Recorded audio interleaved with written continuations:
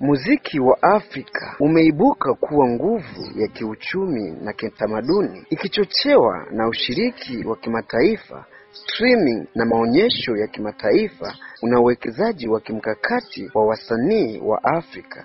Hawapandi tu vichwa vya nyimbo, bali pia mitaji na biashara yao.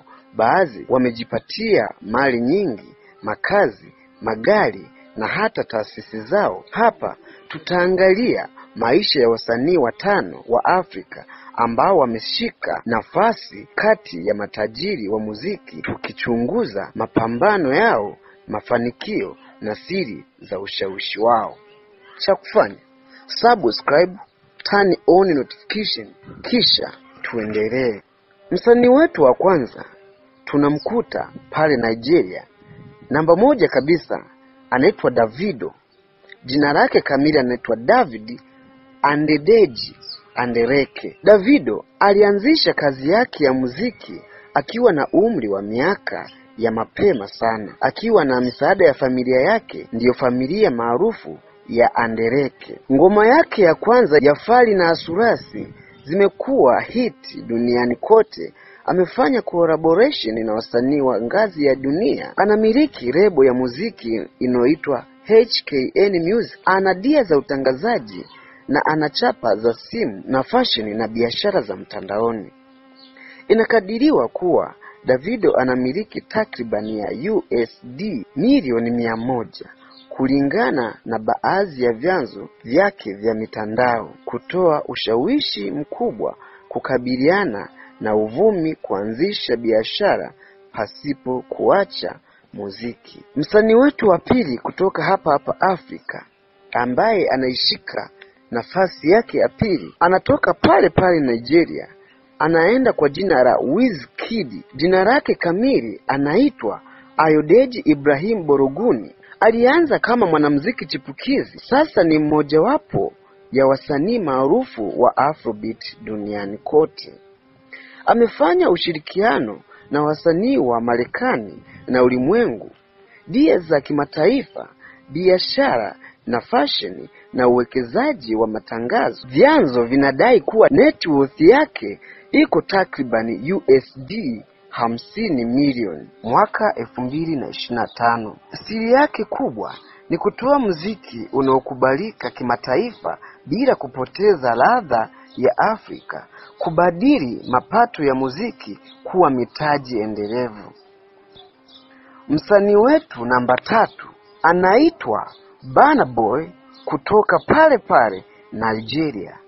Jina lake kamili anaitwa Damini Ebunoroa Oguru. Burna Boy alijenga jina kupitia albamu kama African Giant, Twins of Tyre ambayo ilimpatia tuzo za Grammy, na biashara na ushirikiano. Mapato kwake yanatokana na muziki, tamasha na endorsement za biashara za anga ya juu. Ushawishi wa kimataifa, amefanya collaboration na wasanii wa Marekani na ulimwengu kote kueneza Afrobeat sana. Ingawa takwimu halisi hazijathibitishwa, anashikilia nafasi kati ya wasanii wa mapato makubwa Afrika.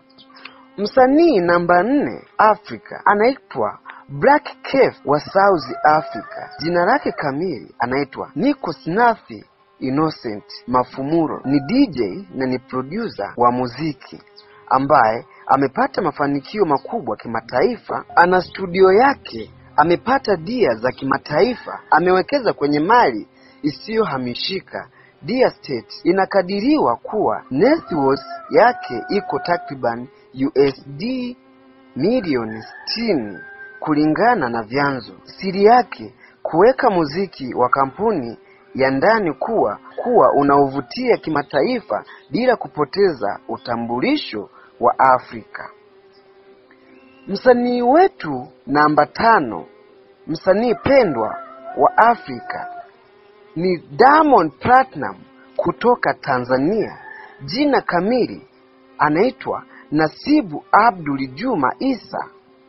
Diamond Platinum anamiliki mradi na anainua sanaa ya bongo. Diamond Platinum Amekuwa na album nyingi zilizohiti, tamasha nyingi na jina la Wasafi Record, biashara na ushirikiano.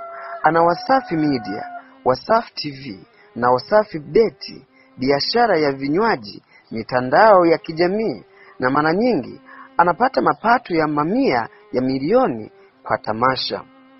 Inakadiriwa kuwa ana net worth ya takriban ya USD milioni 10 kulingana na vyanzo vyake vya kuingiza kipato chake. Siri yake ya mafanikio ni kutimiza ushawishi wa Afrika Mashariki, kuanzisha wasanii wadogo, kuendeleza biashara za media na kusambaza na muziki. Mambo muhimu ya kuchunguza: uhalisia wa takwimu.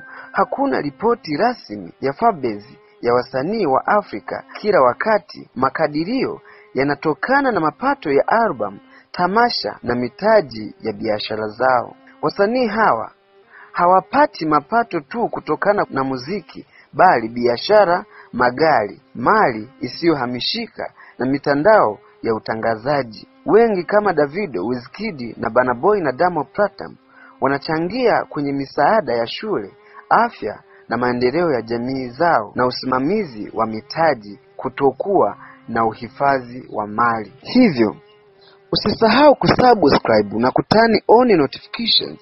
Hii ni 49 Media.